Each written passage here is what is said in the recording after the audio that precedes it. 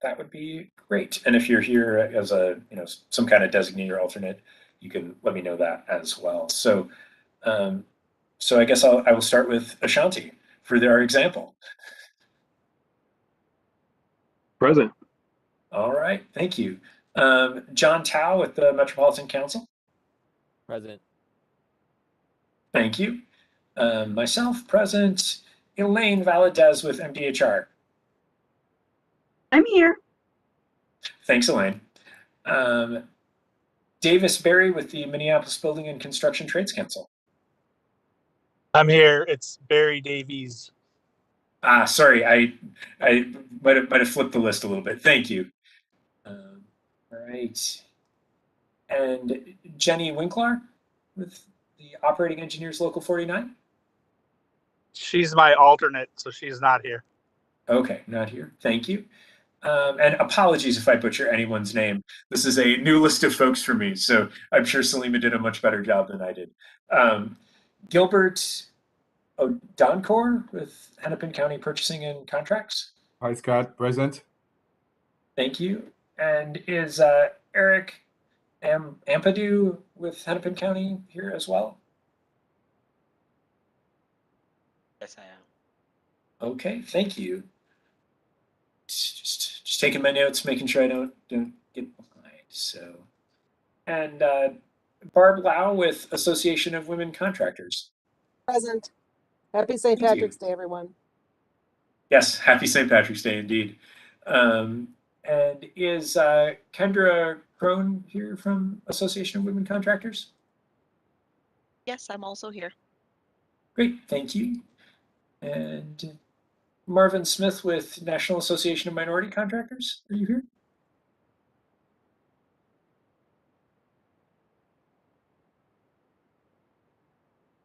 Okay, that's I'll say that's a no. Sheila Olson with Goodwill Easter Seals.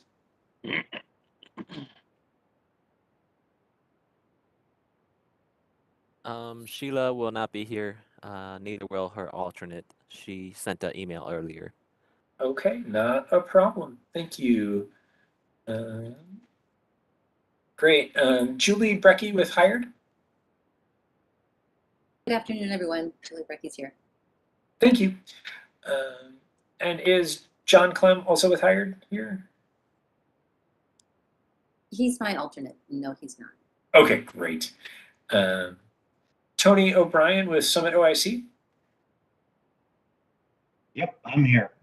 Good afternoon. Great. Thanks for attending. Is Chris Hilton with Summit OIC here as well, or not as an alternate? No, he's not. Okay, great. Thank you. And I know we have META on the list, but we don't have folks listed. Is there anyone from META here today?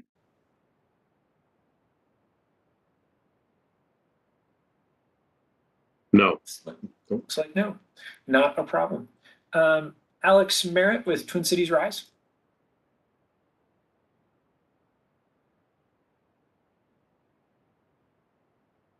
It's like, no. It's fine. Is Leslie Wowie with City of Minneapolis Contract Compliance here? Yes, I'm here. Thank you. Great. Thank you. Sorry if I mispronounced your last name. That's fine.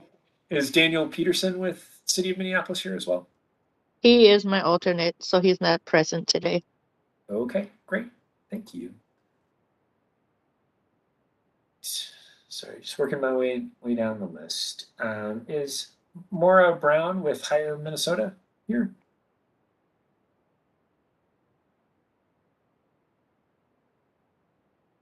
It's like, no. John O'Fallon with Ramsey County. I'm here today. Made it back. With St. Patrick's Day garb. Very nice. Went down to the parade and came back for this. It's a tough one. Thanks for attending. And is Dave Gorski with City of St. Paul here? He's my alternate. Okay, so he is. Okay. And Mary Schmidt with MnDOT, are you here today?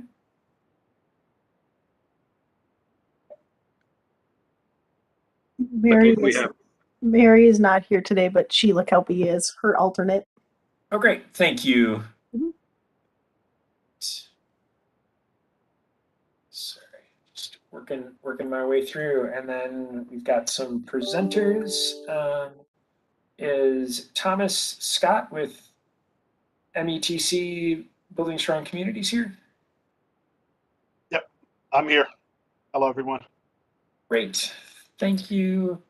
And Nick Dial with METC Southwest LRT here? Here. Great.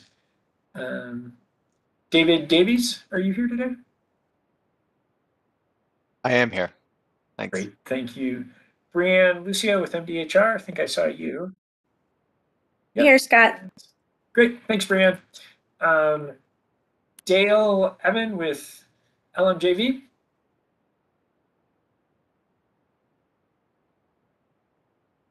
Doesn't look like it. That's He's not on yet. not a problem. Christa Seaberg, you're on. Hi, guys. Happy St. Patrick's Day. Happy St. Patrick's Day. Katie Mouse with LMJV McCrossin. Yes, I'm here. It's Katie Ma. Thank you. Just working down the list. Michael Toney with APJV. Yeah, I'm present. Great, thank you. Chris Gannon with Yep, APJV. I'm here. I'm Great. here. Thanks. Thank you. Sorry, just making my notes. Brian Leitch with LS Black.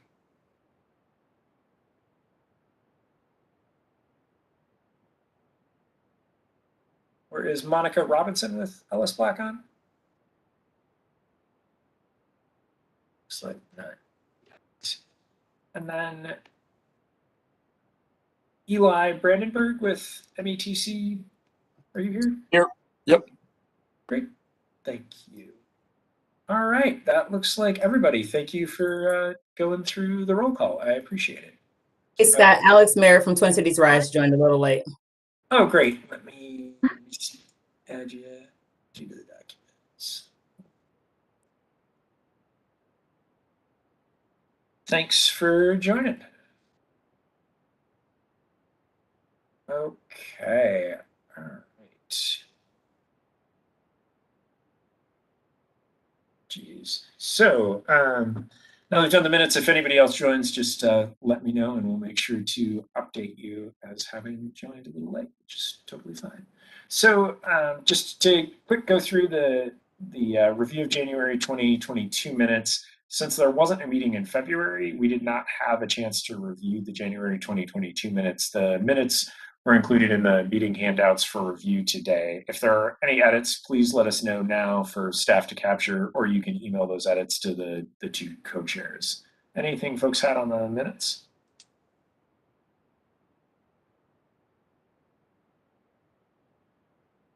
All right, hearing none, I will turn it back to Ashanti to have a discussion about amending the charter. So Ashanti. Thanks, Scott.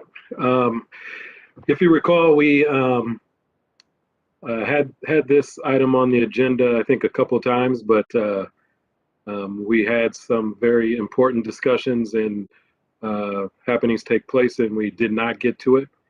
However, that's why we moved it to the front of the agenda this month, and hopefully over those last few months, committee members have had a chance to review, but we did capture the edits or the proposals that we discussed previously on the slides.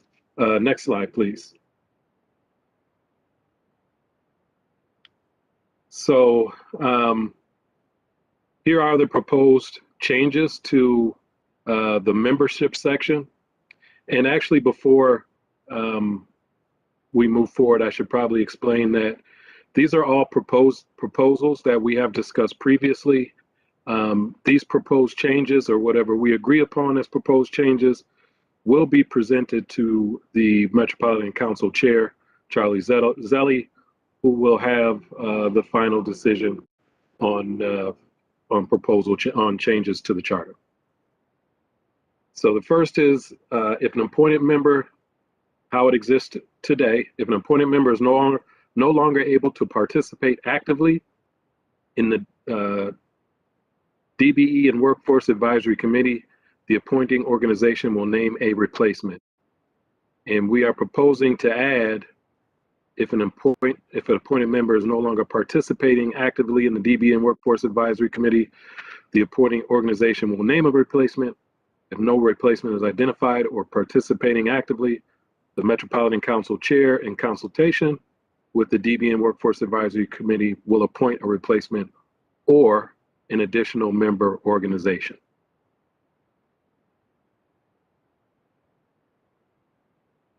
And I will open it up to members. If you want to raise your hand, jump right in.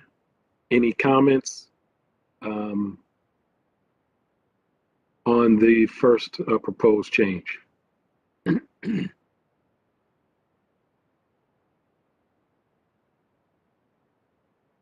All right, I am not seeing any. So Ashanti, I just have one question for, I like the change. I just want to understand from a time, is there a time frame element to this, or is this like how long does this, if no replacement is identified by when? I think that's a good point, Alex. I think there probably should be a time or consecutive meetings. So I would like to amend it to say 3 consecutive meetings and open it to other recommendations.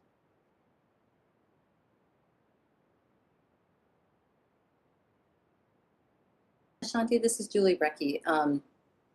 Would this is more logistics on implementation, should this move forward? Would this be looked at retroactively for organizations that have not been engaged, or just going from this point forward? Another excellent question. So I think, and I would like to stress this, that we have, as a generality, we've had good attendance, and by no means is this a chronic issue. I think we are really talking about 2, maybe 3 organizations. So I can think of definitely one organization that has not participated probably for over a year. And in that case, I would say moving to retroactively add either an organization that's in that same line, or yes, or replace them as an entity. Shanti, this is Gilbert. Good question. So in relation to this, when you say appointed member, does it refer to both the people appointed in terms of the main and the substitute? which case, No. if I'm sorry. either of them are not available, then you'll be looking to implement something like this. So if the substitute is available often, and maybe the main person who was appointed is not, is that meaning that this would still take effect if that was the case? No. This is really trying to address the agency. I mean, all of you were identified and recommended for the expertise and from the different industry perspectives that you come from. So it's really about the entity or agency. We will definitely make all efforts to reach out to the agency and let me just directly address your question. No, replacements are great. That's why we have them. So we're not making any distinction in terms of the main person or the alternate. If that agency attends, we are greatly appreciative and happy with that. This is really to address when there is no identified appointed member and they have not consistently provided an alternate to attend.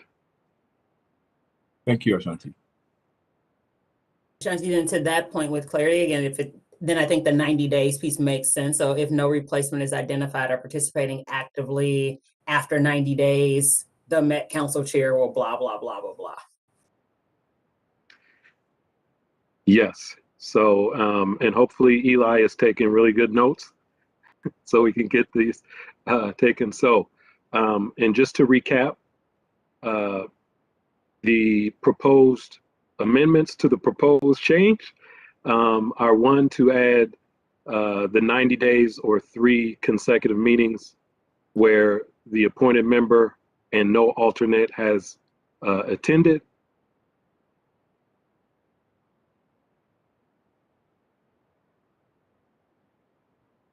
And then the rest, yes, the chair in consultation with the committee will appoint a replacement or additional member organization. Ashanti, this is John O'Phelan. I was thinking of the retroactive piece, and I'm wondering, since it is a sudden decision here, that we may want to figure out how to, I suppose, give them 30 days in the next meeting. Then then the members can either ask them to be removed or whatever that is. But between now, if we are going to go retroactive, that we provide that 30-day time to communicate with them, let them know. And if we don't hear back from them, then that way we've done our kind of due diligence with these proposed changes. That seems reasonable to me. And unless there's any objection, I propose to move forward with that process. Ashanti, this is Elaine. Yes. It's my understanding that you and Salima have tried more than one time, several times, to reach out to Mita, for example, who has not participated in a number of months, and have not been able to get any response. Am I correct on that? So you are correct, but again, I don't think it's going to do us any harm to give them an additional 30 days, given that we are proposing to make changes to the charter. So yes, we have made numerous attempts over the past year, but I certainly don't see any harm in granting an additional 30 days.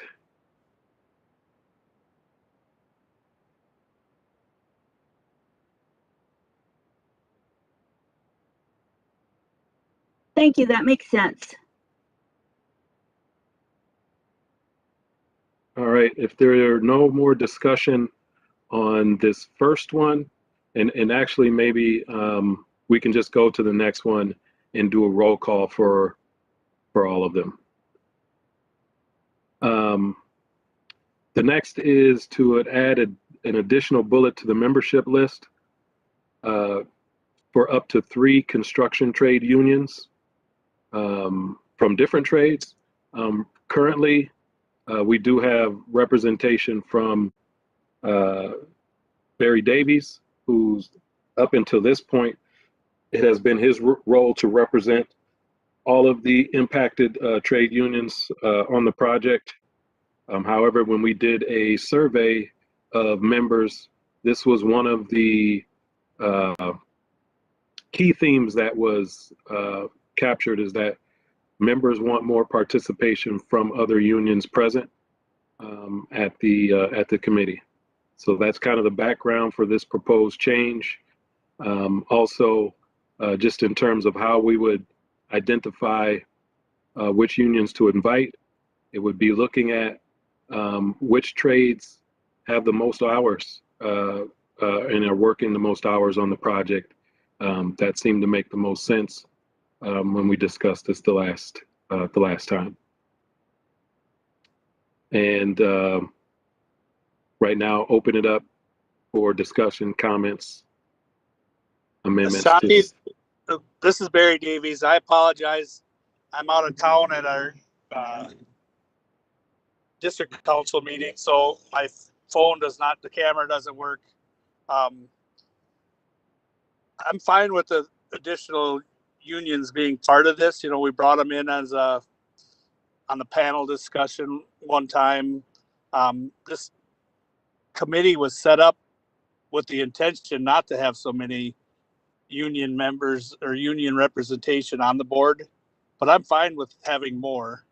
One thing I didn't get to mention last month that I wish I would have is, you know, the unions, we don't hire anyone. You know, we train and we can train and recruit all we want, but it's the contractors that hire people, not the unions. And how we're going to pick the 3 highest plus 1 from the Minneapolis building trades, or just the 3 highest? Can you repeat that last part? Yes, I guess my question was, are we gonna, I'm taking a building trade spot, and then it'll be, you want 3 construction trades unions. Is that instead of the Minneapolis building trades or in addition to?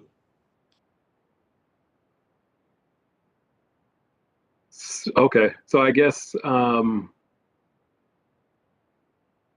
think it would be just 2 more represent, if the way it's written is up to 3, so that would be 2 additional.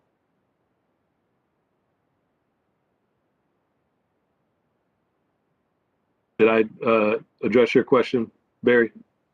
Yes, you did. Thank you.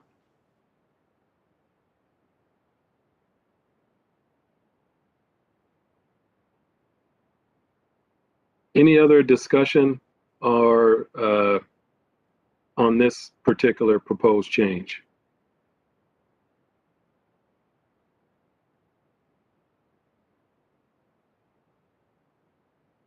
All right, was there another one?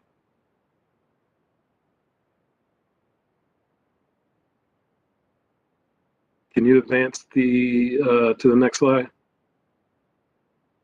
Yes. All right. Next proposed change. Currently it reads, if an appointed at-large member is no longer able to participate in the DBE and Workforce Advisory Committee, the chair will appoint a replacement. We want to add that the Metropolitan Council Chair, in consultation with the DBE and Workforce Advisory Committee, will appoint a replacement or additional member organization.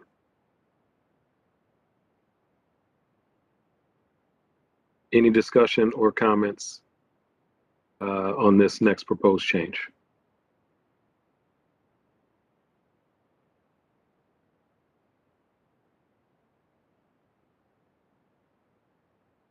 All right, that one was easy. Next slide, please. So in summary of the proposed charter changes, We just want to, the goal of this is really to add the ability to replace or add members due to lack of attendance.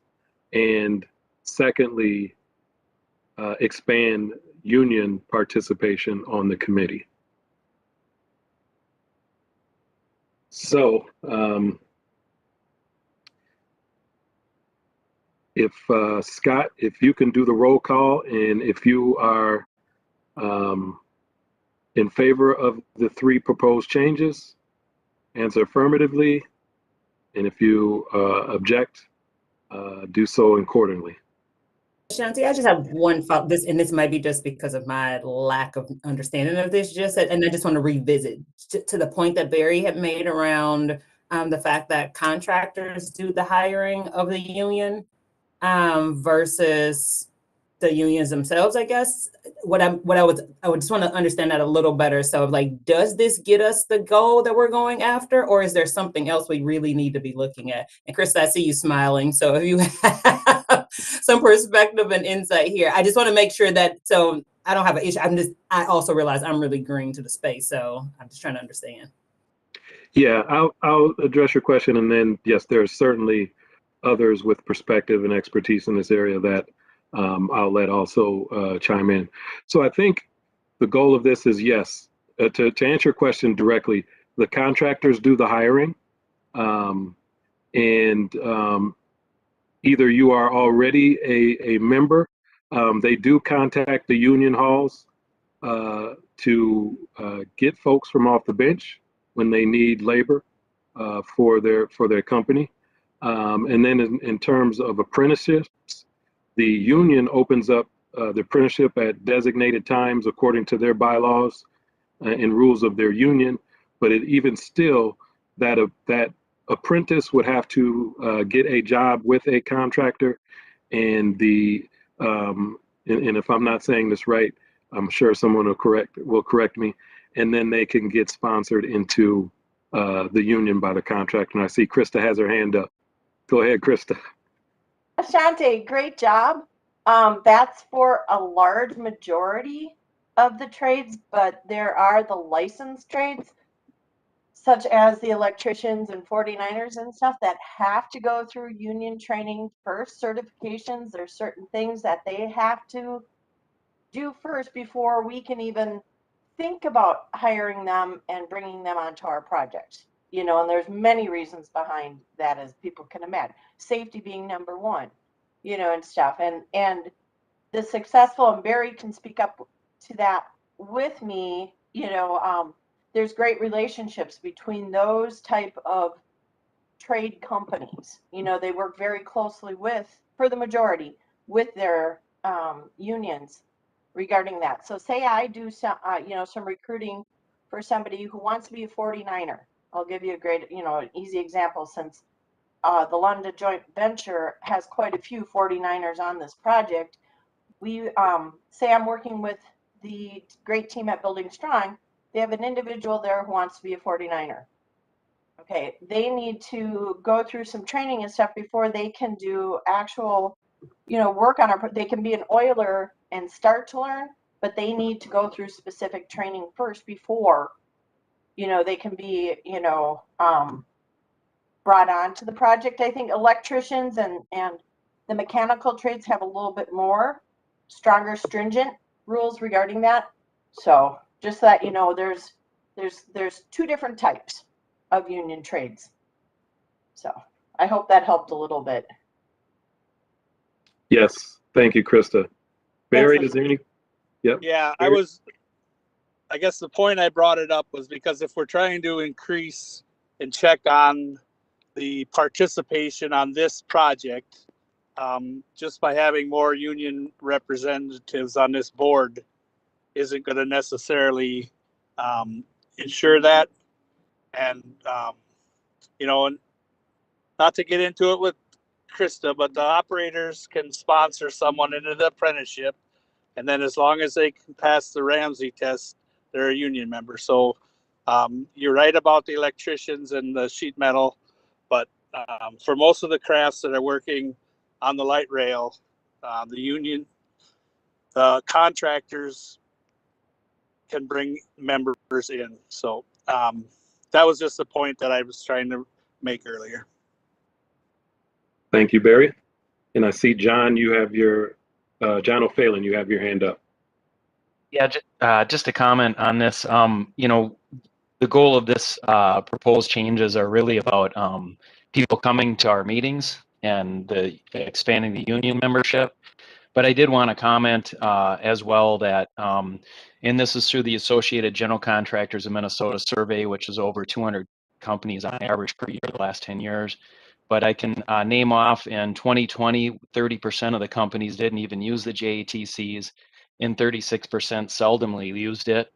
And then when you move into 2021 survey, 40% of the companies didn't use JATCs and 23% seldom use them. So the critical part is that contractors use the JATCs with qualified, awesome, wonderfully skilled, trained workers that can do the work, and that we've worked so hard to try to get people into our apprenticeship programs. I'm going to side with Barry on that. The contractors do hire them, and we really need those contractors to reach back out to those JATCs. The data's there, we can show it. It's different than this discussion. The discussion is about the proposed charter changes, but I think the board should know this, and it's really important that we get these contractors to pick up the phone and call the JATCs. The ones that aren't doing that, there are great ones that are in great relationship with the JATC. Thanks, John. I'll also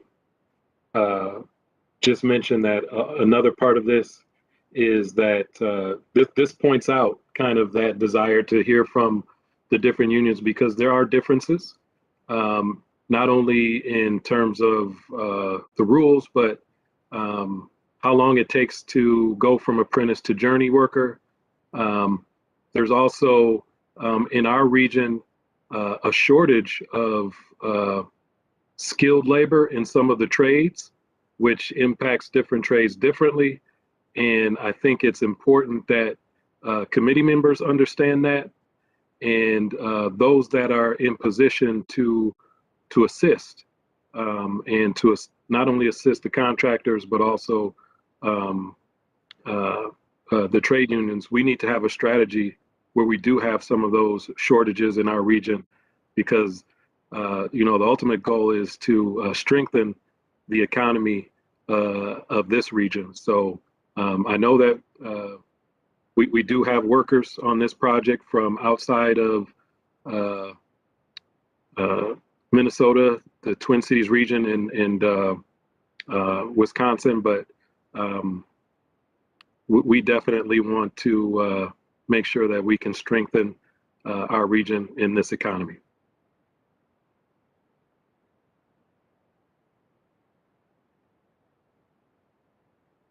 Thanks, everybody, for the good discussion. Any other discussion on these proposed changes?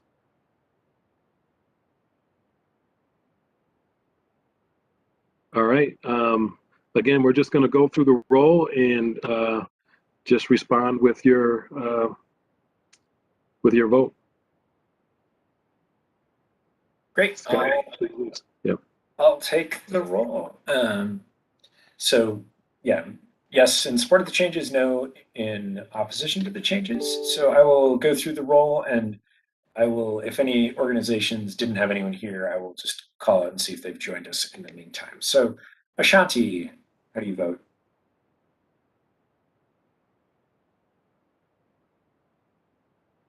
I should not do hand gestures. Yes. All right, yes. I am next on the roll. I vote yes. Barry, how do you vote? I vote yes. All right, thank you. Jenny, how do you vote?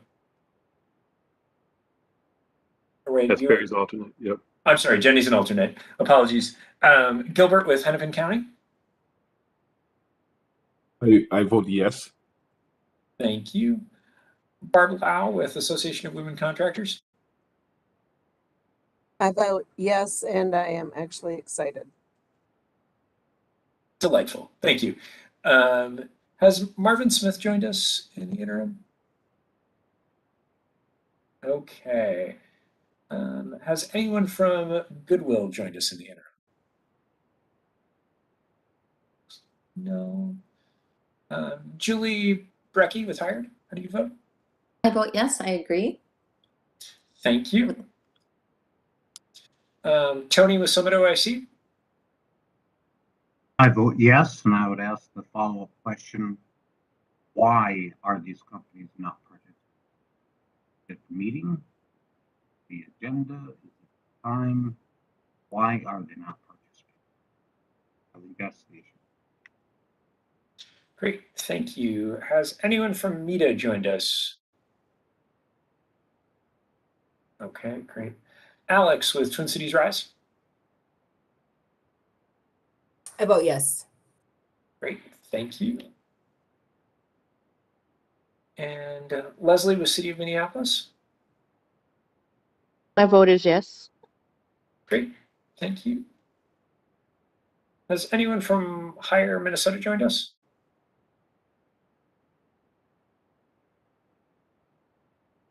No. And then John with Ramsey County, how do you vote? My vote is yes, and Dave Gorski's my alternate, so. Perfect, got it. And then Sheila with MnDOT, I know you were here in Mary's place. How do you vote? Yes, I vote yes. Great, okay, so that is unanimous. Let me tally that up.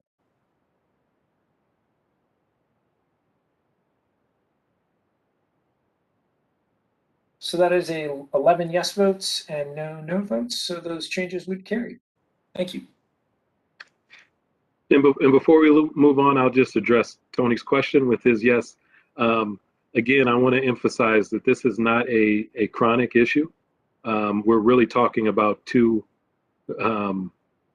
agencies, but again, because of the way that you are identified and nominated to be on this committee, it's important to hear from those within your perspective components of the industry, and that's why we need those voices heard and from those perspectives.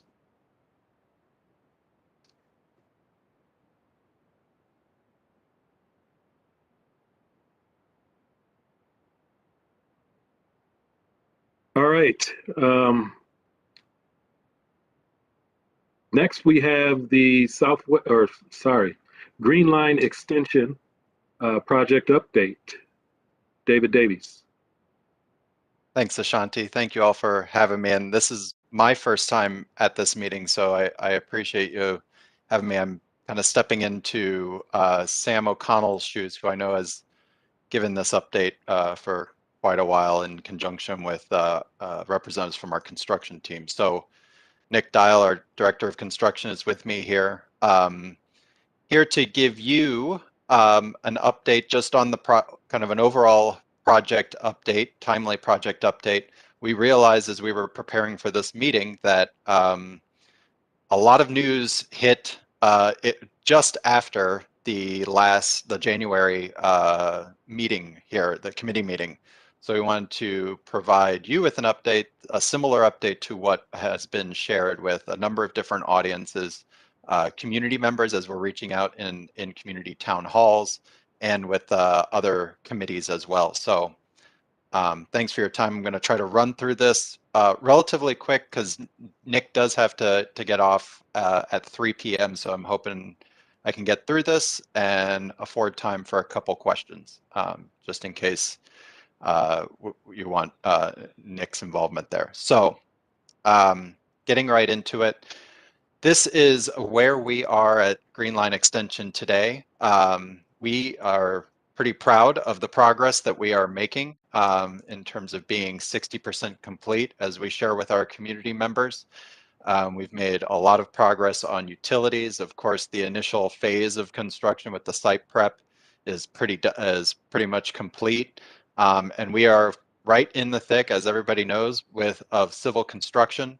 And as I said, celebrating that milestone of 60%. I believe that this time last year, we were telling community members that we were about 34% complete, 35% complete. So that's quite a big difference. And of course, as you also know, we are not just rolling on with civil construction. We have also initiated construction on the systems side of thing with the APJV. A lot of that work is going to be seen in the western half of the project, and we'll kind of talk a little bit about that in a couple minutes. But as civil construction continues on the east half, but it's exciting to see some of that transfer, start to take place from civil to systems. Of course, before opening day, we will see a period where there's a testing before revenue service. Next slide, please. So one of the things that's driving a lot of this news and conversation around the project at this time in the community revolves around some key issues that we've had since construction has begun on the project. So this slide just shows a few big key issues that we've had since construction started. Certainly the addition of the corridor protection wall by change order up in the Bryn Mawr area near downtown Minneapolis. That has added significant time to the construction schedule. The addition of the Seacamp pile retaining wall in the Kenilworth corridor, the way in which we'll be using a retaining wall to keep soil in place while we're digging out the tunnel area near the Cedar Isles condos. That has been a major change that is, sets the overall completion of civil construction. Certainly a very complex process undertaken to design and incorporate that into the construction schedule and construction scope. And then the addition of Eden Prairie Town Center Station. The addition of that station by change order is a major change as well. Next slide. So taken together, certainly each of those is a pretty significant change, but taken together, what we have is a very, very significant change to the project that required a new level of coordination between the project and the contractor, the civil contractor, to revise the schedule and cost of the project. So we've been showing this set of images to the community, which basically tries to spell out that here we had our original civil construction schedule and cost. We have these new items that needed to be changed, these changes to the project. And as you see in that box down below, results in a additional 34 months of civil construction. And through that process and through the agreement that is being finalized between the JV, a very productive, proactive agreement with the JV and the Met Council, we are coming to a revised civil construction schedule and cost. Next slide, please. Of course, taking one step kind of out, you can see that yellow arrow that shows a little bit, basically shows the last slide, the step we are at right now. But that is not the only step we have to take, right, to revise the overall project opening day and cost. We are right now focusing on that civil construction schedule, but it doesn't mean we haven't already started to think about and discuss the revised system schedule and costs that will need to be ironed out as the civil construction schedule is finalized. In addition to that, we also, of course, have revised supporting contracts, and we need to think about, how that influences our testing schedule. So taking all of this together, right, we will be able to provide a pretty clear opening day and eventual revised project budget. We hear a lot from the community, and that's various aspects of the community. They're really looking forward to seeing the details, right, of how this breaks down, specific costs, specific opening days. We tell people that we're right in the middle of this process. We're certainly making good progress, but it's still a process that needs to be followed. Next slide, please. But what we can share today, and what we've been sharing over the past month and a half with the community, is that with that 34 months, that additional 34 months of the revised civil construction, we can estimate that we are going to be concluding civil construction in the year 2025. And we can anticipate then that as we get a clear picture of the revised systems and supporting contracts that are yet to be negotiated, we can still anticipate that we're looking toward a project opening day of 2027. Now that comes as a surprise to a lot of folks who were seeing a 2023 opening day. They knew that we were involved in trying to work through delay on the project, and this number still took some people back by surprise. We are certainly here. The project office is here to continue to message that, continue to communicate with project partners, with the community members, to remain present and to talk about still the benefits, right, that this project will bring once it is done, even though that date is pushed a little farther out. We do have an estimated project cost that we know is going to be higher. We don't know that exact project cost at this time, but we do estimate it at this time to be between 2.65 and 2.75 billion, which is about another 400 to 500 million above the project cost today. Those costs will be more clear when all these agreements are finalized. Next slide, please. When people have heard about the new project costs and that we say, when on this slide we say that additional funding will be needed to complete the project, people immediately get worried. They think that now that we've got to undergo cost-cutting measures. We think that with project 60% complete, that meaningful reductions are not available, which means we're going to be continuing to build the project as designed, right? What's in the project scope. Community members are nervous about seeing something cut that they worked maybe so hard to incorporate. We want to assuage those fears and make sure people are understanding that we're still here to build the entirety of the project. Certainly it does mean additional funding, and we are working currently with our partners to identify those funding solutions. That note at the bottom, we've certainly got some questions about asking, that we're not asking city partners to contribute more. Certainly, I even heard on a meeting last night with the city of Minneapolis community, it still comes out of taxpayer dollars, right? If a project budget increases, and certainly that was acknowledged, but we just want to make clear that we are trying to work with those project partners, from the county to the federal, at the federal level, to understand where those available solutions might lie.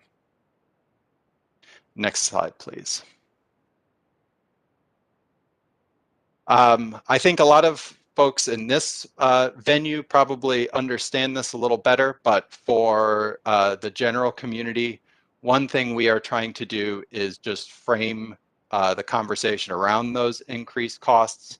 We have a lot of, there are a lot of projects across the country that sit either around this similar cost per mile or even a higher cost per mile, even taking into account the additional funds that are necessary to complete the project. So you see here, previous project scope about 152 million per mile. Now we anticipate with that increase, we're looking at 180 to 190 million per mile for the Green Line extension. That still falls within a range for a number of peer projects. And if you want to go to the next slide there, you can see that there's some pretty complex projects that are in line with the level of complexity that we see on this project.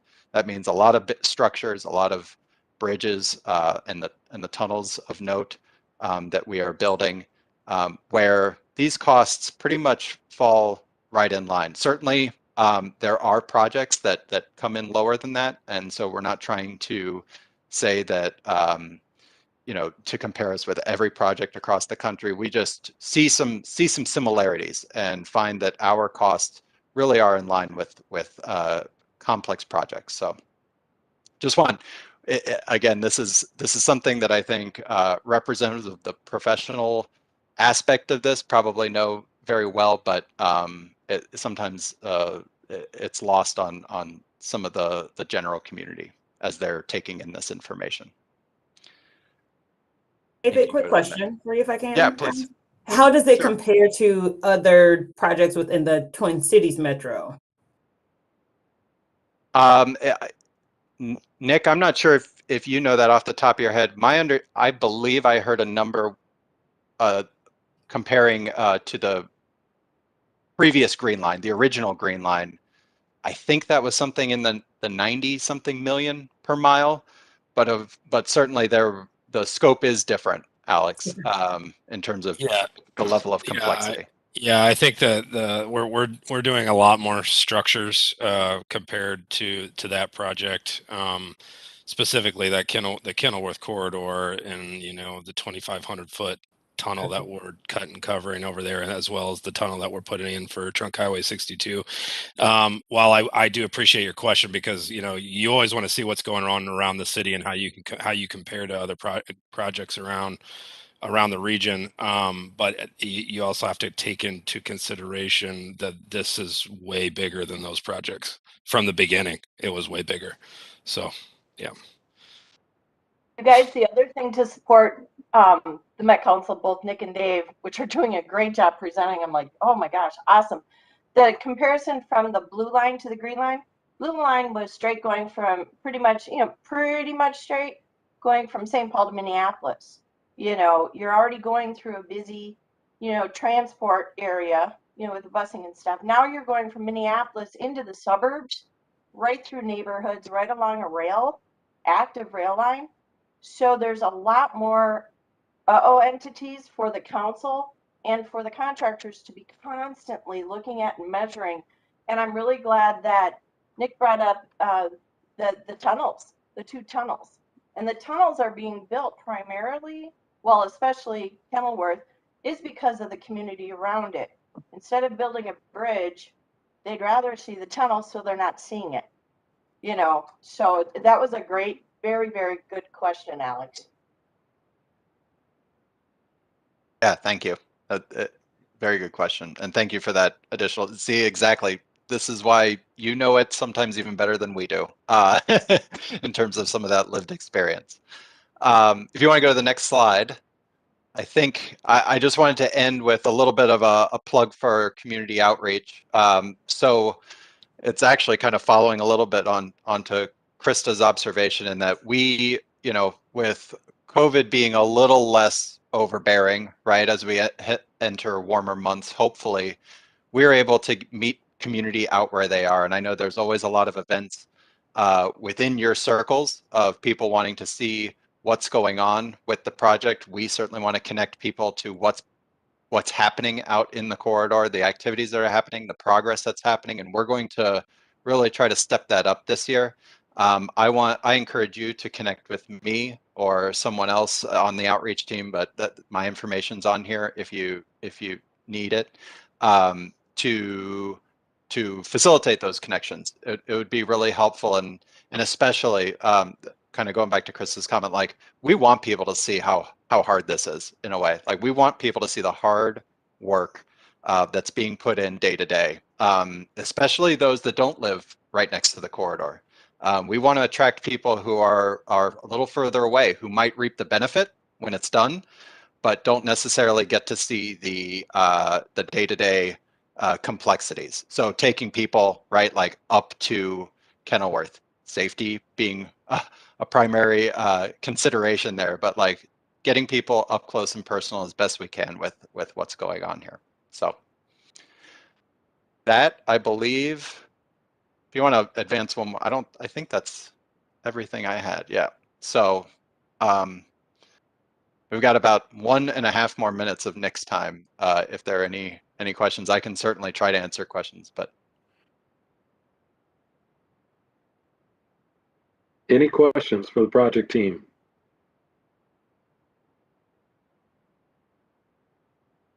All right, thank you, David and Nick. Thank you, everybody. Appreciate the update. Much appreciated. Thanks. All right. Next, we're moving on with our DBE Achievement Report. Jon Tao. Thank you. All right, next slide, please. Okay, so here we have the numbers for January 31st, and I think as David and Nick shared that, and I think you may have seen on the news that the council is working with the joint venture to come to a settlement agreement regarding cost escalations and various change orders. So that's gonna impact the contract amounts for the civil contract, systems contract. But as of right now, you know, these are the achievement numbers that we have. They are exceeding the goals. And then when we have the new numbers or the impacts to the values here, then we will update the table as we get them. So here's the numbers as of January 31st. Next slide, please. And here we're trying to show the contract's progress over time. For the civil contract, we are plateauing here at 21%. So we would love to maintain this, but we will closely monitor this as we move further along during the project. Next slide, please.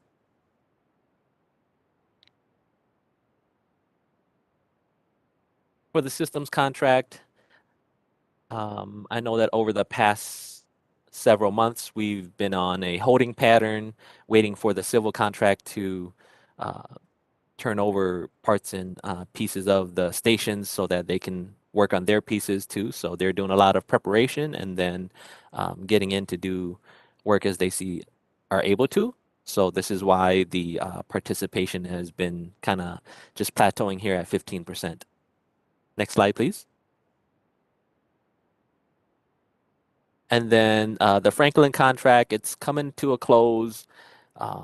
Later on, we got a slide for them for LS Black, but you know they were completed as of December 2021, and there are only a few items that they have to come back for punch list items. So that's about it. But once we have all that complete, our office is gonna issue a closeout memo for this particular contract, and then we'll get a final achievement number for the DBE participation. Next slide, please. And then with this being a quarterly meeting, quarterly update, we are providing the disaggregated numbers so far. And really, overall, all these contracts, there hasn't been too much change since the start of it. But as I mentioned before, we're gonna have to recalculate this once we get more information after the settlement and the contract changes. Next slide, please. Here again, just the data regarding the contracts with DBEs and where they're coming from.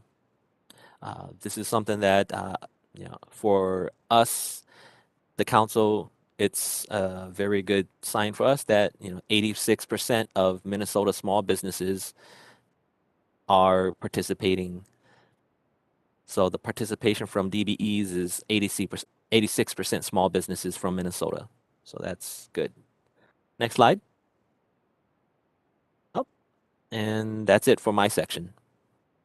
Any questions? All right. Hand it off to Christa. Great, thanks, John. Hello, everybody. It's me again. So, on to the light rail DBE participation. As you saw John show, the 16% goal. And with our original, when contracts were first being, solicited and everything, when we were trying to fill the scopes of work with our subcontracting is where the 21% came with and everything. A lot of the changes that we're going through right now were changes that were outside of that, you're going to pretty much continue to see what you're seeing. As you can see right now with the list in front of you, this is the main reason why the plateau is happening, not just with ours, but everybody, because it's the winter months. Look at this, the DBE participation right now. These are the DBE contractors that are currently on site. The previous months, you know, leading up to right up until December, we had 3 pages. You know, so during the winter months, we don't have as many people on site. So there is going to be kind of that across the board line, you know, and such. But what's great is take a look at the contractors we do have on. You know, they're doing great work. They're exceeding our expectations for the most part. And their contract continues to ever change slightly as things for us change and for our major subcontractors. So there's a great list there. And what's really cool, if you could go to the next slide, please. I might be going ahead of myself. There's our stations contract.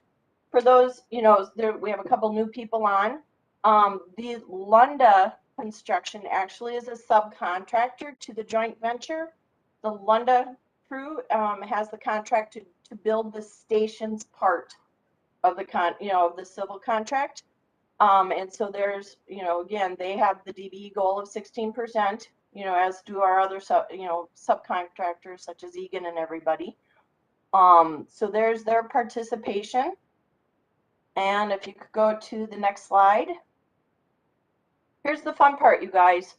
Well, last week, many know, was Women in Construction Week. We take it very seriously on our project. We have some amazing, very strong WBE DBEs working on our project, as well as some very brand new ones that were both LMJV and other subcontractors are mentoring them on the project. And a great example is PSG Contracting with Kimberly. They started out being our community liaison for the project. She now has a part of the construction also. She has laborers and such, and has a great contract that continues to grow on that because of the assistance, the mentoring she's getting from other contractors. Another great one on this that I'm going to point out is Gunner Electric. If they were online today, I'd be giving them a kudos. Today is their 8-year anniversary of Laura and her brother buying the company. So 8 years they have been the owners of the company that used to be their parents. So a happy anniversary to them from everybody. Those that were on the first light rail project definitely can agree. The growth of Gunner Electric has been amazing. Jolynn, all these women doing a great job. They were actually in our office for a super event we had last week, so we were able to highlight these guys. So there's that. We have over 10 women-owned businesses working on the light rail project. When you do a pie breakdown of who and what, you know, the minority-owned businesses, boy, again, I can't say enough. Our DBEs, it's really, truly fun to see the success of these companies over the years. So there's that one. If you could go to the next slide, please. And here's our little, I like to give you guys what we're doing besides contractual DBE work, because as many that know me, what can I be doing to help that business succeed? Not just by getting contracts, but to grow, you know, their business strength and education and all that. So we continue our meetings with the DBEs throughout the project to give help with invoicing. Right now, the really tough one, you guys, because of our economy right now, the material and equipment, bonding and insurance we've had to have meetings with, and again, workforce development is very, very big. Because, and it was so nice to have Nick, you know, accentuate the difficulties and the hard work that's going on the project right now. It takes an extreme skill to be able to do some of this work that's happening right now in this project. I know when I do my walkthroughs and stuff, I just go, wow. But anyways, just to show you guys some of the companies that we have been working very closely with already, you know, the beginning of this year. DeYoung Construction, they're a landscaping firm that are contracted under Hoffman and McNamara. It's a tough net, all phase. They're actually a contractor under Egan Electrical, Egan Companies, I should say, wrong one, Amtech, and then PSG Contracting. The list goes on, you guys, but these are the 4 that we're really giving right now. They need that extra help. And not only are their main sub, but our team doing what we can, you know, to make sure to hopefully help them assist in succeeding on the project. Any questions regarding our DBE work on the project? If not, I will hand it over to the next. Thank you, everyone. Oh, there's the extras. Whoops, I forgot Cody's slide. Sorry, you guys. So as you can see, the change order approval is continuing to go pretty well. There's some, you know, being held right now because of the changes in the project and everything, but that'll reflect in future reports. Thank you.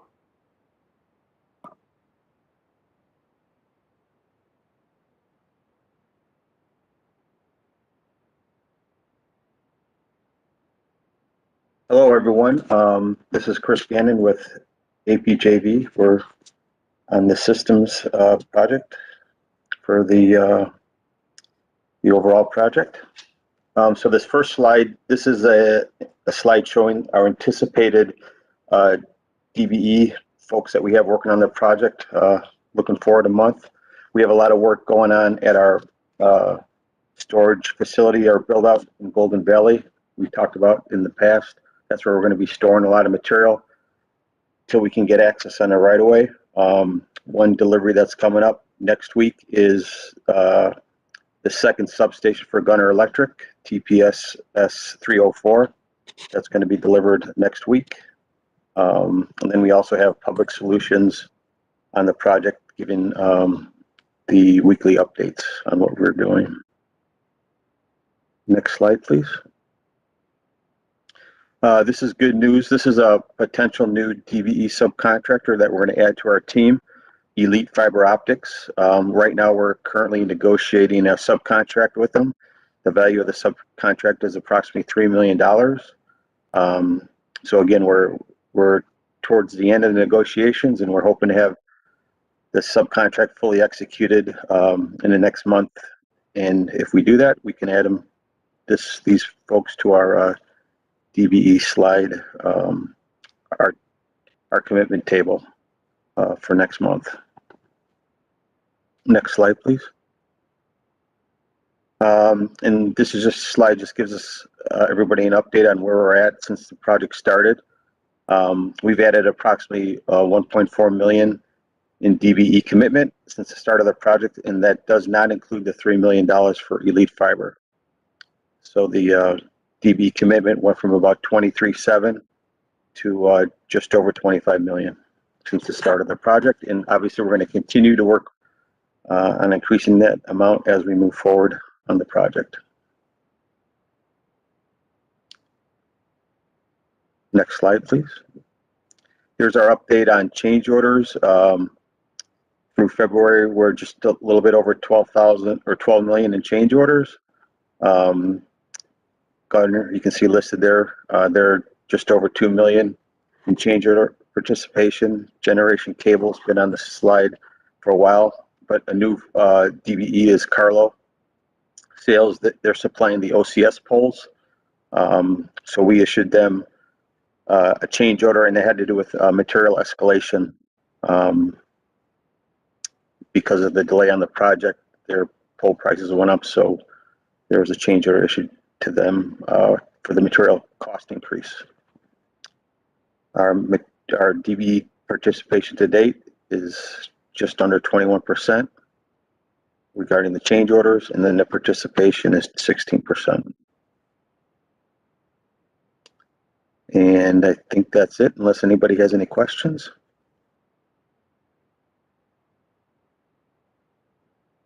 All right, thank you. All right, thank you, Chris. There was no new DBE activity to report for LS Black since the majority of the work was completed as of December 21st. So There are a few punch list items that will be completed in the spring of 2022. And now I will turn it Shanti? over. Yes, go ahead. Hey, Shanti, we didn't meet last month. So could we just talk about on Ellis Black, the two change orders from DJ Caulking and Hydrovac? Those two were new from previous. Just trying to understand what happened with those two. Okay, I don't have specific change order information. I'm not sure. Well, what I will do is if you can follow up with the specific change orders, John will definitely look into the status, where they are, and what pay app they are included in. No, there's actually if you look at the Franklin O&M report, DJ Caulking and Hydrovac were both deducted from the project. And so I'm wondering what happened to their contracts. Yeah, I can answer that. Thanks, John. Great. Yep. So Hydrovac, I believe that we covered this in maybe September of last year. Was that there was miscommunication between the Ellis Black team, and they had some changes in staff, and then they ended up one of their subcontractors did not utilize Hydrovac as they had initially intended. Okay. So, yep, they were able to get Hydrovac on a change order that occurred in November, I believe. And that change order hasn't been reflected in billing yet. Okay. Regarding Dietzig Culking, I believe that their scope of work, I think for that one, it was something that had occurred earlier on, and it was like a change order or something that also occurred during the changeover in their staff, where it was not communicated. So during Okay. bid time, I think a I always portion of get it was concerned with. when I see a 75% deduction of the contract value. So I just wanted to check. It just wasn't ringing a bell because we're not meeting every month anymore. Yeah, yeah. And I think for some of these things, when we're monitoring it and then we're having conversations with Ellis Black about it, then we're resolving it. Other times we don't hear about it from the DBEs. So then we find out about it much later. And then at that point, it's hard for us to do too much about. So Well, there and are instances. that's what this Yeah. meeting's for, right? Just so that we catch those and we kind of look at it and we can kind of say, yeah, you guys met your overall goal or you exceeded your overall goal, but what about this company that lost 75%? So this is what Right. we went through on CCLRT too. So I'm, totally familiar with the whys and the wheres and all of that, but I like to kind of keep an eye out on that, especially when we're getting into an area where we're starting to lose DBEs due to the market over pandemic and then the price escalation stuff we're dealing with. So thanks. Mm-hmm. You're welcome.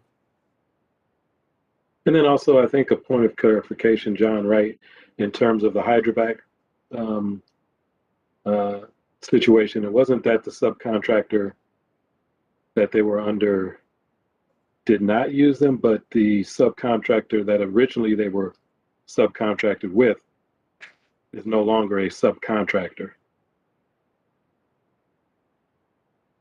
Well, Was I it think that Carl no, it Bolander? was yeah, they bid under Bolander, and then Yeah. they were a part of the bid, and then afterwards Bolander wasn't participating as a sub anymore, so that's Right. where they got lost in the shuffle, I guess.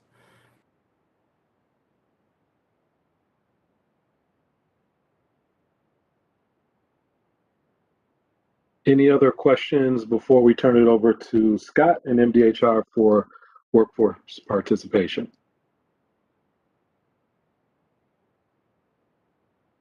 All right. Thanks, Ashanti. So So Elaine will give us an update on the project's workforce achievements to date. So Elaine and I think Brianne, take it away. Thank you, Scott. Can we go to the next page, please? So on the civil contract, during January, the joint venture worked 27,787 hours. Since the start of the project, they have logged 1,897,356 hours. During January, they came in at 5.21% for women, and overall they're at 8.24%. For POCI, they came in at 23.71%, and they're at 23.35% overall. There were no unspecified hours logged, and since the start of the project, they have had 0.64%. Next slide, please. So here's the breakdown for the month of January. As I said, 0 unspecified hours. White women worked 940 hours, or 3.38%.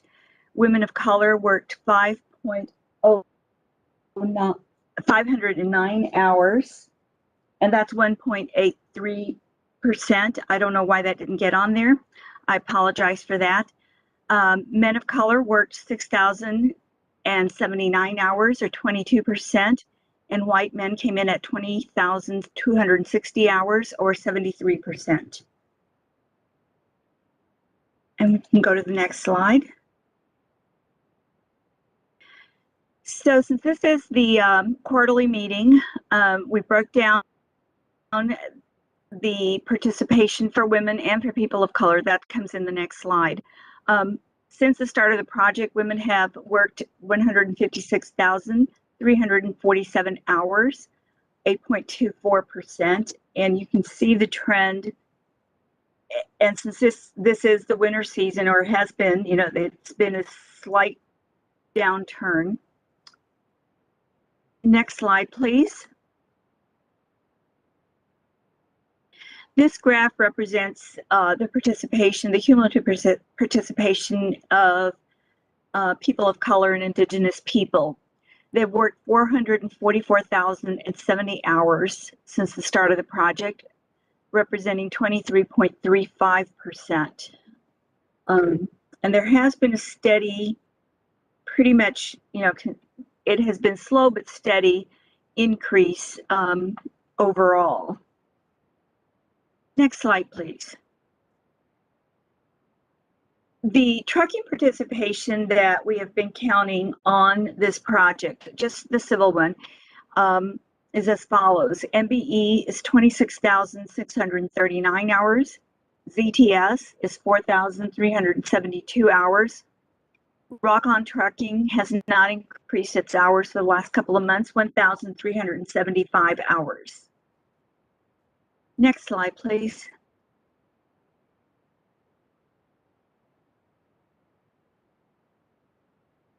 I'm going to turn this over to my colleague, Brianne Lucio. Thanks, Elaine. So as Elaine stated, this is a quarterly meeting, so we do provide some disaggregated information regarding the civil workforce participation on the project. For total POCI on this project of the 1,897,356 hours, we did have a total of 443,070 hours, which accounts for 23.35%. Broken down, we do have Asian Americans listed as 0.5% for women participation, accounting for 878 hours, 2.87% for Asian hours on the project, for a total percentage of Asian Americans of 2.92%. For Black Americans, the women's percentage was 1.33%, male percentage is 4.70%, for a total percentage of Black Americans at 6.03%. Hispanic Americans on the project account for 10.84%, of which 0.31% are female and 10.52% are male. Native Americans are accounting for 2.16% of the project participation, of which 0.74% are women and 1.42% are male. Multiracial is coming in at 1.41%, of which 0.04% is women and 1.3% are men. For white Americans, it's making up 76% of the participation on the civilian workforce list here. It looks like 5.78% of that number accounts for women participation, and 57.62% counts for white American men participation on the project. For not specified, we have 0.65% and 0.1% are women, as well as 0.64% are males that did not choose to identify on this project. Next slide, please.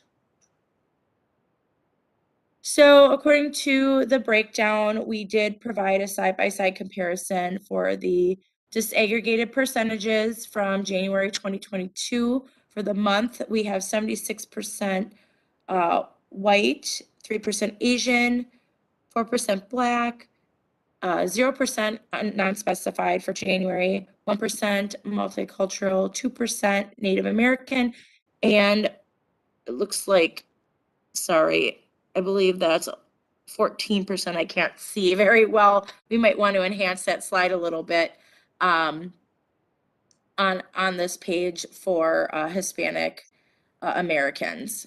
Project to date, we have 76% white, 3% Asian, 6% Black, 1% non-specified, 1% multicultural, Native Americans coming in at 2%, and project to date, 11% for Hispanic Americans on the project. Next slide, please. Okay, so going back to the percentages, this is LS Black's project, the Franklin O&M Workforce Participation. During January, they actually worked 341 hours. And since the start of the project, it's 112,261 hours. In January, it was 4.69% for women, and overall they're at 8.89%. For POCI, they came in at 11.73%, and overall they're at 23.22%. There were no unspecified hours worked in January, but since the start of the project, they've come in at 4.59%. Next slide, please. And so here's the breakdown. As I said, 0 unspecified, 16 hours by white women. There were no women of color that worked on the project in January. Men of color came in at 40 hours or 11.73%. White men came in at 285 hours or 83.58%. Next slide, please.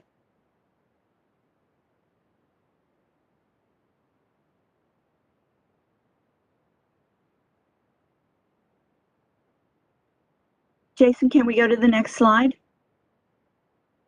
Thank you. On the systems contract, there were 4 hours logged.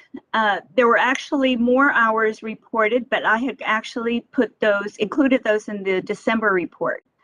Those were late hours that had been reported.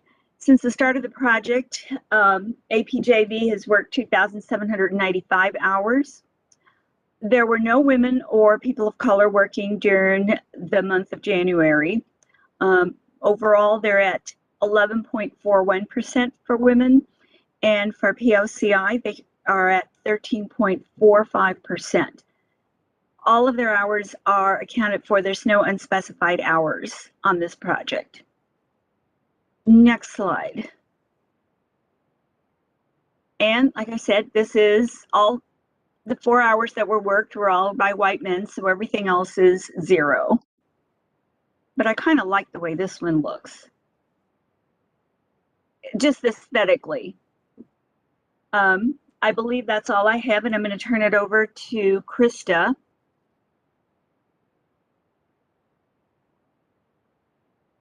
Thank you, everyone. Hey, everyone. All right, so workforce activities. This is a fun one, you guys. There's been a lot of activities over the last 2 months and a lot of great ones moving forward. We are really excited about 2022. But I really wanted to give you something to start out with. A fun fact that I ran into while reviewing numbers. Believe it or not, I don't get to do all just the fun stuff out there talking with everybody. So when I was reviewing last year's numbers with our team, at one point during the peak, during our high peak, we had 653 people working on the project at one time, just tradespeople on the project. And out of that 653, 12% were female. So that's fun to see, you know, and stuff. So we are getting there, you know, and everything. We did it. I like to take those little tidbits because when you put the numbers all together, you know, massive numbers, you know, like over, you know, millions of hours and stuff, you kind of lose sight of those special days, you know, and stuff. So anyways, there's that. If we could go to the next slide, please. Here's the, boy, does that look different. Some, you know, I like when we submit and it gets, you know, changed into pieces, and I understand. So LMJV workforce activities, like I said, have been very, very strong. We do have monthly meetings with various groups besides the DWAC committee. One of them that is one of my most important meetings that continues to grow is our subcontractor diversity update meeting. We had one February 9th, and we just had one on March 10th. Each time we do have a theme that is discussed where I do require response from each of the subcontractors that's online. On the 9th, it was regarding their annual EEO and affirmative action training. And I was proud to say, or glad to hear, that each one of them had their training schedule, and I am tracking that for us for our project, so we ensure that it is taking place and that I am reporting that information then to the Department of Human Rights with my great partnership there. And then this last month on March 10th, of course, the conversation was focused about the women in construction, and I asked what they were doing in the industry as well as inside their own companies. And it was great to see their numbers and great to see the activities and everything, you know, celebrating the women in construction. And another one of my monthly meetings, actually, that takes place a lot more often than monthly, but sometimes they're just, you know, hey, can we meet quick? But they're for sure monthly, is our internal, the LMJV team meeting, where we review the upcoming mentorship program we're going to be rolling out, and also discussing our upcoming spring workforce needs and getting ready for that. Since our last meeting, we did have 2 of those, and one other one's coming up. So, and I have some wrong dates on there. But anyways, note that they are taking place, that we do have agendas. You know, we have responsibilities, tasks for each one of those attendees, and we continue to move forward with them. The other is our weekly joint venture Thursday morning team meetings. This is where our project, each department gives an update. You know, we have safety, we have quality, we have environmental, we have the project teams, but we also have myself with the workforce and DBE participation weekly. And as I told Elaine during Elaine and I's weekly meetings that we had today, it's really been fun because the last 4 meetings, we in depth went through those 16 steps to affirmative action that we had already discussed in the January training. Now I took it and gave a more in-depth what it could look like for them so they could truly understand what each one of those pieces fit in their role for the team. So it was really fun moving forward. Now that we did the 16 steps, we're going to be going through respectful workplace. So each and every one, you know, understands truly what it is with our new commitment regarding that. So the weekly meetings are fun. They've also ignited then conversations where people have come to my office to want more information and to ask what they could do to get more involved, which has been very heartening for myself. As you can see, I talked about the 4-part series for leadership regarding the annual EEO and affirmative action, respectful workplace training. I had the honor on the March 7th of presenting our EEO, statement and our affirmative action policy to all of the superintendents and foremen from the LMJV on our project. I would say out of the room of 30 plus people, I knew 5 people in the room. After the meeting, I have 30 plus new friends that really, are grateful to have somebody who can really explain things to them where they understand it, and they want to be a part of it. So if you could go to the next screen, please. And to continue on, Dunwoody's annual construction conference took place on February 17th. What a great online event it was.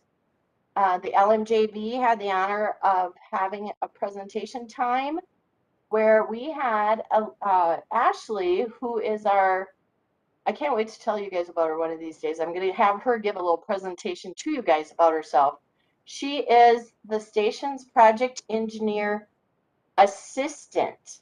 She's not truly an intern because she is in school. She's going to Mankato State for engineering with a focus on civil.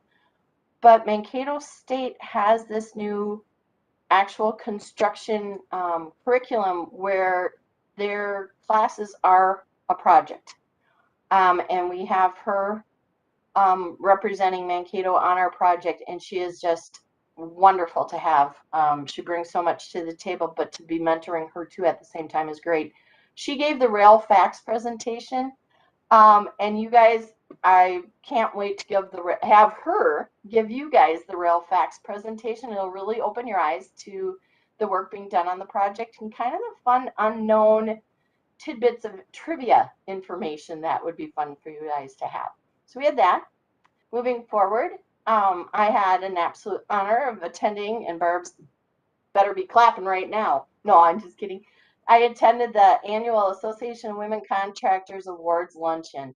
What a great upbeat meeting to be in a room of the size that it was and to have so many people supporting each other on, even though the times have been tough for everyone during the pandemic with material cost, all of that stuff, just it was so encouraging, and it was great to watch and be a part of that.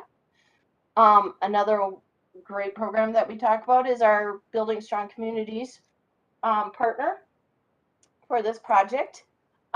We were invited to do a panel presentation 2 weeks ago where we had Dale, our lead on the project. We had Todd, who is one of our lead field overseers. We had Toney, one of our superintendents, and he makes me look tiny, present, and top-notch job on their part. Feedback was so good that we actually scheduled an event that's going to be coming up so we can do more one-on-one with that group. Some things that I didn't have on Building Strong that are coming up is we're involved in their mock interviews next week. The following week, we are doing a speed education event on site at our light rail project. We're looking at probably 40 plus attendees of their current class of 55. So it's going to be a wonderful event where we get to know those potential hires for our project. We are going to be doing actual project hire interviews with the Building Strong participants the 3rd and 4th week of April, with the intent that at their graduation on May 5th, the LMJV and some of our subs are able to announce our new hires that will be starting with us in June. So it's very exciting. The great thing with the Building Strong Communities program, and I want to make note that people do realize, is the Building Strong Communities program, as well as the LMJV, does work with our other CBOs. A lot of people from the various other CBOs, such as Job Corps and Hired and stuff, are referred to Building Strong for their participation for that education. But then also there's some that are referred back to the various CBOs regarding helping find, those connections with people ready to hire them. So it's seriously a relationship to grow. I have been reaching out to some of our other CBOs. I'm in the process of, getting meetings scheduled, so it's awesome. But the Building Strong and CBOs, I think 2022 is going to be their year to really shine on our project, and I can't wait. We have the monthly meetings. We have our subs involved, and then to end it for workforce activities that have happened last week was the WOW week for us, Women in Construction Week. Every day there were multitude of events to take place, to attend, whether it be virtual or in person, or to read about, or to check into later. But resources were available. It was awesome. The light rail project had our own event that was advertised through the industry. We had a panel presentation and networking event. Our panel consisted of both people from the field and in the office, people from the LMJV, people coming to our project to be working on our project come spring, and also the other contract on the project, the systems contract. We had one of their representatives there, and it was so great. Probably, for my opinion, one of the best events that I've been able to attend, even though I was the facilitator. It was just a sharing of success and moving forward in the success of women in construction. And the takeaway from everyone there was very positive. Our team was able to follow it with a job site tour and lunch from Dale, our fearless leader that supports the women on our project 100%. So that was a great week. And you should all look forward to participating with us next year in it. But we also made the agreement that our Rosies of the Rail, is what we called it, is going to continue forward on a monthly basis. So how that looks and again, it's in the creation mode, but I look forward to filling you all in soon about it. Next slide, please. Pictures. I finally have pictures for you guys. This is just a quick blurb showing you part of the one day. 2 days. You have right under the title is a quick blurb showing the presentation that Ashley gave for Dunwoody. And then we have a field picture showing the concrete pumping going on in the background. And that is done by one of our DBE contractors, by the way. There's our panel discussion. Those are our representatives. We have a quality control individual. We have somebody from systems. Ashley's in the picture. Mary, who is a PM who's been with CS McCrossin for over 20 years, was there, as well as Marissa Goodsky, cement finisher, who's in the process of coming over to the light rail project. So there's our team on the stairs from the LMJV. So if you could give us the next screen, please.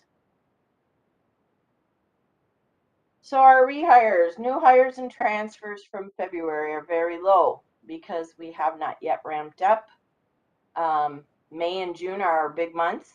So be ready, April we're starting to bring back lead people, foremen and such, with the big kickoff truly in May, and that's because of all the water on our project.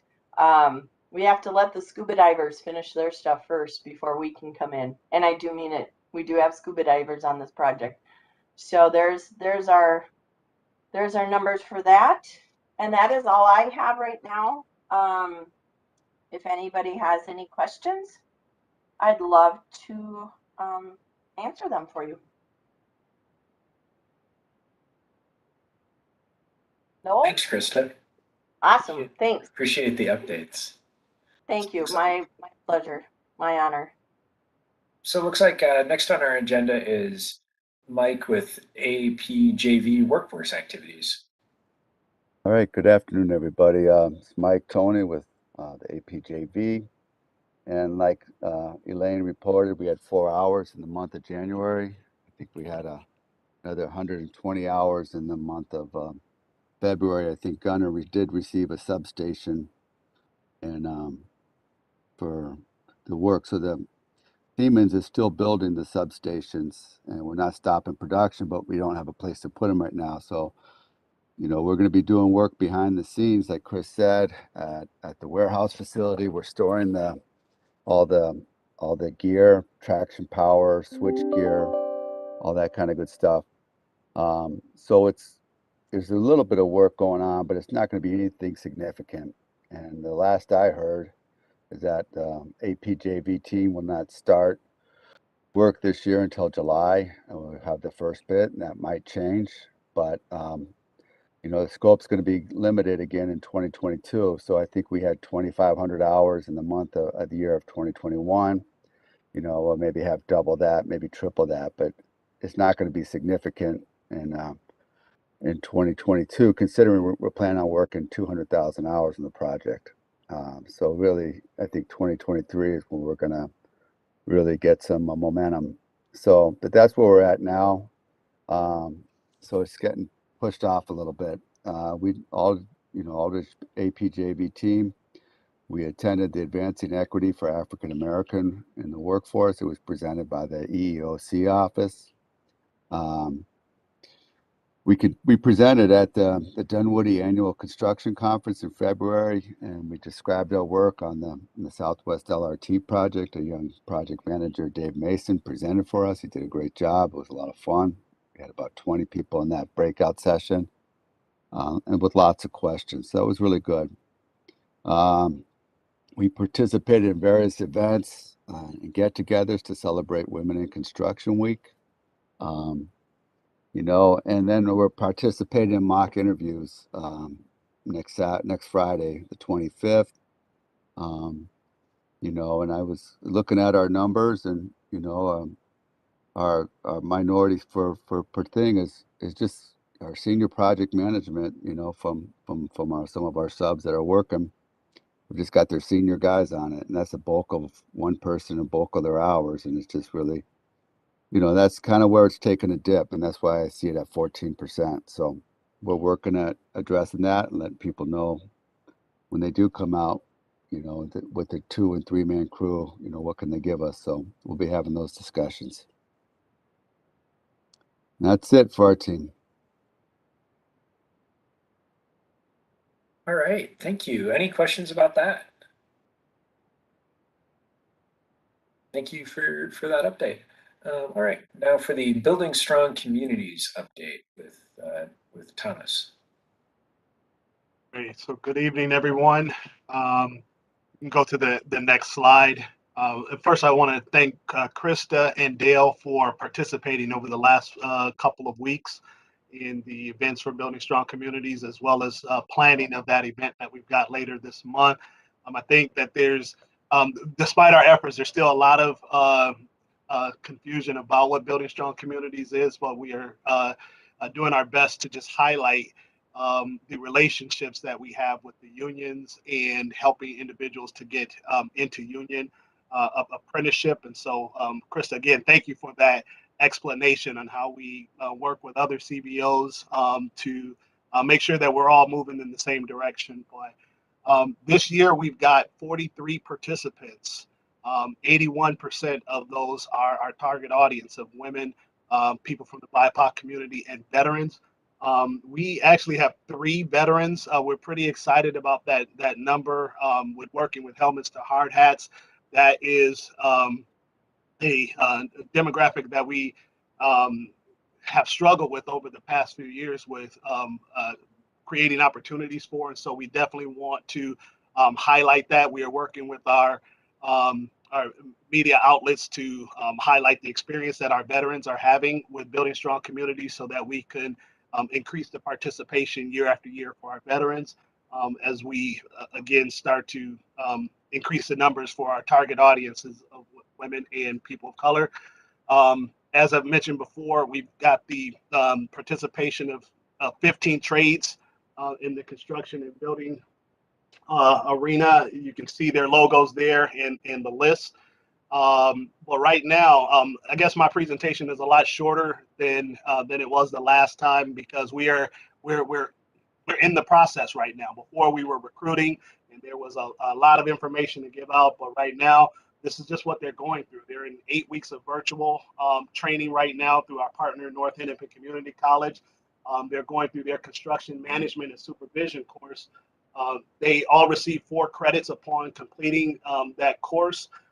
During that time, we do invite in industry professionals from each of the trades to talk about their trades and give each of our participants just an awareness of what the different trades are. They're able to ask all of their questions, and where they may have started out day one with interest in all 15 trades, they slowly start to define what it is that they want to do. We also just wrapped up our 4 weeks of emotional intelligence with Twin Cities Rise. We want to make sure that they are prepared for the challenges that will be presented in the construction industry. Again, we're all working on diversity, and I'm sure we can all agree that the experience in the construction industry is not the same for everyone, but it's something that we're working towards, and we want people to be aware of it up front. But we don't want those challenges to be so great that they are a surprise to them and it causes them to react. And then, before long, they're not in the industry anymore. So we have spent 4 weeks talking about challenges, how to regulate self, and, just be resilient, lean on your support systems, and then also have the discernment on what those challenges are. Sometimes it's not necessarily because you are in one of those underrepresented groups. Sometimes it is just because you're brand new. And so being able to determine what the challenges are, why you're being told to do what. Sometimes you're just a freshman on the crew, and those are the jobs that you're going to get. And so again, emotional intelligence helps out a lot with that. As we mentioned, at the end of this month, we're going to be partnering with the Green Line Extension. I guess we have to change how we are describing this. Why we're going to be doing the speed education, and Christa and Dale will be inviting their subs in to talk to our group, and where they've already kind of had the Zoom call experience that we're having right now, and they can hide in the back of the classroom, and maybe they've got questions that they want to ask, but they're just a little bit too shy to ask. Those questions, we're going to put them front and center with those contractors, allow them to have some one-on-ones and talk about their particular situation. But also those contractors get an opportunity to get a first look at our talent that's will soon be graduating. So really, really excited about that event. The entire month of April will be spent doing hands-on visits where some of the 15 trades will offer a one-day full exposure to their trades.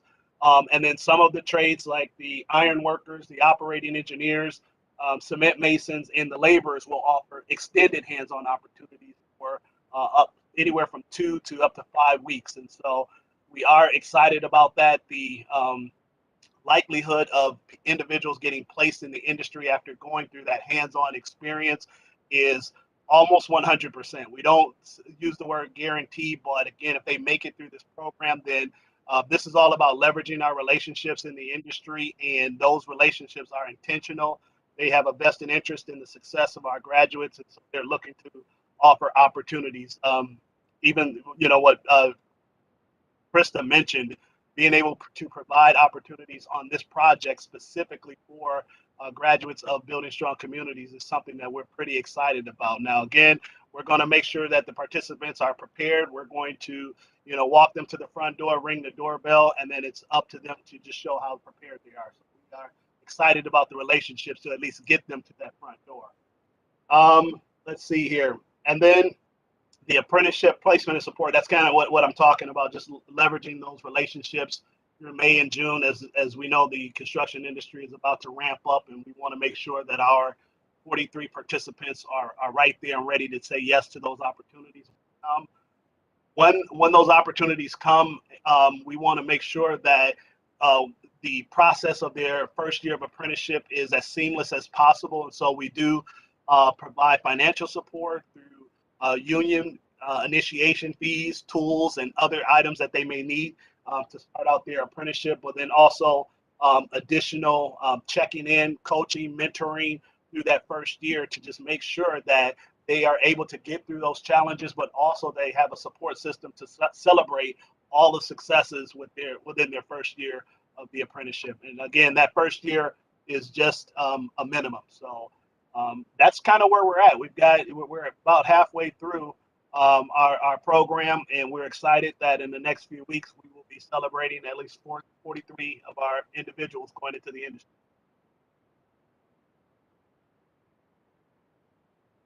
Any questions? Not, I can turn it back over to Scott. Great. Thank you for those updates. Appreciate the thoroughness. So now we're at the point where it's time in our agenda where we welcome public comment, if there is any, but it looks like there aren't any. Just if folks are thinking about it in the future and want to offer public comment at a virtual meeting, they can pre-register by emailing public.info@metc.state.mn.us. You can also submit public comments by email if you would like. So I guess I won't be calling on anyone since there's no one registered to speak. So I will turn it back over to Ashanti. Thank you, Scott. And I just saw Barb put something in the chat, so I want to call it out just in case there are people listening in from the public. Barb, do you want to share what you put in the chat and verbalize that? Thanks, Ashanti. AWC offers scholarships every year, and about 7 years ago, we opened it up to apprentices as well. And our application process for those scholarships is open until April 30th and can be found on our website. For those of you that are on the phone, let you know that this is for female apprentices, and would love for you guys at the BSC to spread that word around. The awards are in June, and we are trying to keep women in the industry. So that's one of our ways, probably our only way that we really target this from AWC. Hey, Barb, I'm glad that you put in the plug for it, because I'm going to be shooting out to our, the women we have working on our project. And actually we have a graduate from BSC I can't wait to give this to, and that's Nicole. Thomas, right? Nicole needs this. This is great. But I also said this is something that the current participants should be looking into. This is the AWC scholarships, you guys. I can't say enough great things about them. And especially now that they've added, gosh, Barb, how many years has it been now? 7 years that the trades have been included? I want to say 7, yeah, because I still had my old office. So. And we were at the Capitol.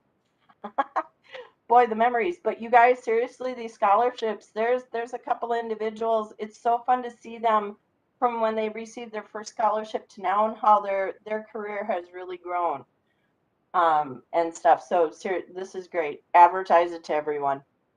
And just for clarity, because I did have an apprentice send me an email, if they're an apprentice, the money gets paid directly to them. It's a check to them to help them with whatever they need to do to be successful while they're an apprentice. Very cool. Thank you, Barb. All right. I want to thank all the committee members, alternates, presenters today for your participation in today's meeting. Our next meeting will be held on Thursday, April 21st.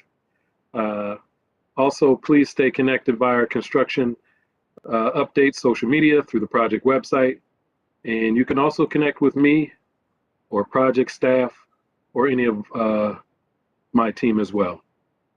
And with that, again, happy St. Patrick's Day, and this meeting is adjourned. Thank you. Bye, Ashanti. Bye, everyone. Thank you. Take care. Thanks, folks. Bye.